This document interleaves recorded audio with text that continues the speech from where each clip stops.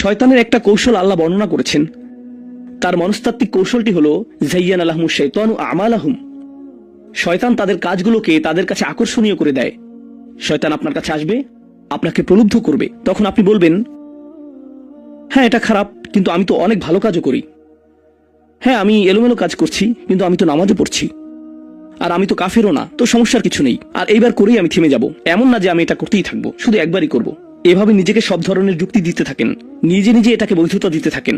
আপনার চিন্তায় এটা এখন আর অতটা খারাপ না। আর তারপর যখন এমন মানুষ চারপাশে থাকেন যাদেরকে বলেন যে এটা তো খারাপ, আর তারপর যখন এমন মানুষের চারপাশে থাকেন যাদেরকে বলেন যে এটা তো খারাপ, তারাও আপনাকে বলে, না ভাই কাম অন, এটা অতটা খারাপ না, থামো তো, এরকম কথা বলো না, না আল্লাহ ওইরকম না, আল্লাহ তোমাকে শাস্তি দিবেন না, কেন এরকম হতাশাজনক কথা বলছো, তুমি অতিরিক্ত চিন্তা করো। আপনি তা শুনেন, আর এটা আপনাকে প্রভাবিত করতে শুরু করে। কিন্তু যখন কাজটা করে ফেলেছেন, যেটাই করেছেন, হতে পারে এটা অ্যালকোহল অথবা অন্য কোনো মাদক, এটা কারোর সাথে সম্পর্ক হতে পারে, সেটা যাই হোক, যখন নিজেকে বলেন যে এটাই শেষবার, কিন্তু এটাই শেষ তো না। কারণ যখনই কাজটা ঘটে যায় আর কয়েকদিনের মধ্যে অনুশোচনাও কেটে যায়, তখন মোবাইলে আরেকটা মেসেজ চলে আসে, তারপর আরেকটা দাওয়াত আসে, তারপর আপনি বলেন না এটাই শেষবার, আবারও সেই চক্রে আটকে যান, আর আবারও সেটা করেন, আর তা করতেই থাকেন। শয়তান ঠিক এটাই চেয়েছিল। মানুষ এই চক্র বন্ধ করতে পারে, আল্লাহর প্রতি নিবিষ্ট হয়ে বলতে পারে, ইয়া আল্লাহ, আমার বন্ধুরা কি বলছে তাতে কিছু যায় আসে না, শয়তান কি ওয়াসওয়াসা দিচ্ছে তাতে কিছু যায় আসে না, কতবার এই বিভৎস চক্রে আটকা পড়েছি তাতে কিছু যায় আসে না।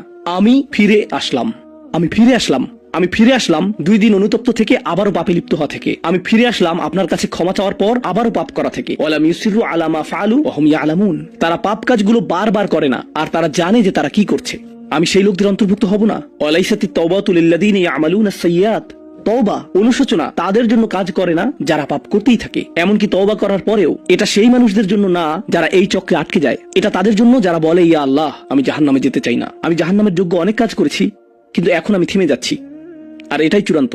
তারা হলেন আল্লাহর কাছে বিশেষ মানুষ, কারণ আল্লাহ জানেন এটা কতটা প্রলুব্ধকারী ছিল, আল্লাহ জানেন সেই আসক্তি কতটা শক্তিশালী ছিল, আল্লাহ জানেন পাপের কত গভীরে আপনি ছিলেন, আল্লাহ জানেন আপনার উপর শয়তানের সেই দীর্ঘ নিয়ন্ত্রণের কথা, আর আপনি সেই নিয়ন্ত্রণ ভঙ্গ করতে এবং আল্লাহর কাছে ফিরে আসতে সক্ষম হয়েছেন। আল্লাহর পথে আপনার এই যাত্রা অন্য মানুষের তুলনায় অনেক কঠিন। আপনার সামনের প্রলোভনগুলো অনেক শক্তিশালী, আপনার প্রতি অভিকর্ষের টানটি অনেক বেশি শক্তিশালী, আর এর সাথে লড়াই করে যেহেতু আল্লাহর কাছে এসেছেন, তাই আপনি বিশেষ মর্যাদা সম্পন্ন।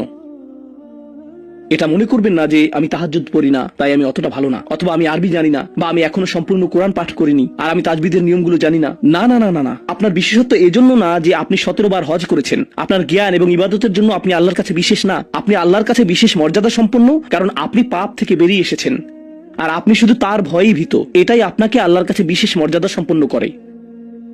তাই আপনিও ইবাদুর রহমান। তো এখান থেকে আল্লাহ আমাদেরকে সম্পূর্ণ বিপরীত দিকে নিয়ে যাচ্ছেন। এই প্রত্যেক শ্রেণী সম্পর্কে চিন্তা করুন, কিভাবে এগুলো আপনার সাথে প্রাসঙ্গিক, কিভাবে আপনি আল্লাহর কাছে বিশেষ মর্যাদা সম্পন্ন হতে চান, কিভাবে আপনি আল্লাহর নৈকট্য পেতে চান, কিভাবে আমি আল্লাহর নৈকট্য পেতে চাই। আমাদের কাছে এটা আসলে কতটা মূল্যবান।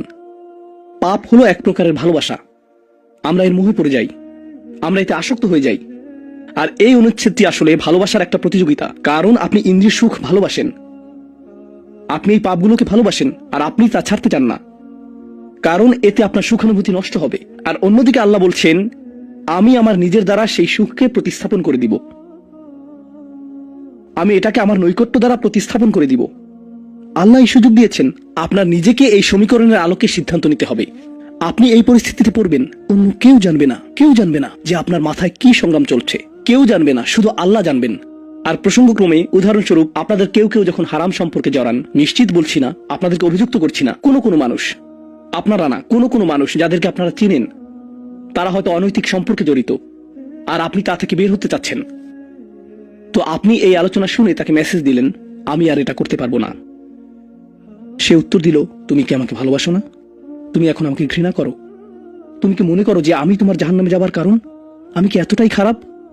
এখন আপনি বলছেন, না তুমি অতটা খারাপ না, না আমি তোমাকে ভালোবাসি, তুমি মোটেই খারাপ না, তুমি অনেক ভালো। ঠিক আছে, যদি আমার সাথে সম্পর্ক সমাপ্ত করতে চাও, আজকে রাতে আমার সাথে দেখা করো, আর আমার মুখের সামনে এটা শেষ করো। না, এটা আমি করতে পারবো না। ঠিক আছে, তুমি আমাকে ঘৃণাই করো, আচ্ছা ঠিক আছে, আমি আসছি। এটা আবার শুরু হয়ে গেল। আর এরপর আপনি আবারও তওবা করতে চান। দেখতে পাচ্ছেন, এটা শুধুমাত্র আপনি না, আপনি হয়তো আবেগগতভাবে কোনো কিছুতে জড়িয়ে যেতে পারেন, আর এখন আপনি আবেগগতভাবে ব্ল্যাকমেলের শিকার হচ্ছেন। এর দ্বারা আপনি খারাপ বোধ করবেন। আপনাকে এর বিরুদ্ধে যুদ্ধ করতে হবে, আপনাকে এটা অবদমন করতে হবে, আর আপনাকে উপলব্ধি করতে হবে যে আপনি হয়তো কাউকে হতাশ করছেন, কিন্তু আল্লাহকে সন্তুষ্ট করছেন। আর আপনি এটা শুধু নিজের জন্যই করছেন না, বরং এটা ওই মেয়ের জন্যও করছেন বা ওই ছেলের জন্যও করছেন যে আপনার মেসেজের জবাব দিচ্ছে। সে আল্লাহর সামনে দাঁড়াবে এটাও আপনি চান না। আপনি যদি তাকে আসলেই ভালোবাসেন, শুধুমাত্র যদি তাকে কামনা না করেন বরং তাকে ভালোবাসেন, তাহলে আপনি তাকেও রক্ষা করতে চাইবেন।